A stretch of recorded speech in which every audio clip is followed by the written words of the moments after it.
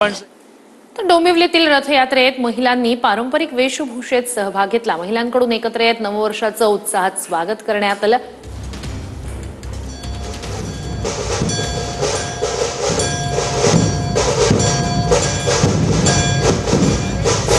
जे मित्रमैत्रिणी कुठेही भेटू शकत नाही ते मित्रमैत्रिणी गुढीपाडव्याच्या निमित्ताने या रथयात्रेत सहभागी होत असतात, एकमेकांना भेटत असतात। त्यामुळे रथयात्रा खूपच स्पेशल आहे आणि आपण आपल्यासोबत काही महिला आहेत ज्या पारंपरिक वेशामध्ये या स्वागत यात्रेत सहभागी झाल्यात। आपण त्यांनाच विचारूयात, काय सांगाल ताई, कसं वाटतंय?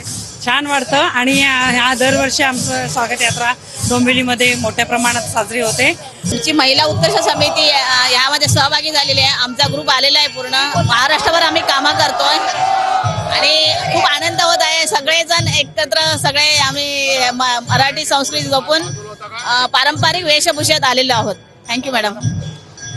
आपण पाहतोय की महिलांमध्ये प्रचंड उत्साह दिसत आहे। कॅमेरामॅन गणेश राहाटेसह भाग्यश्री देशपांडे, TV9 मराठी, डोंबिवली।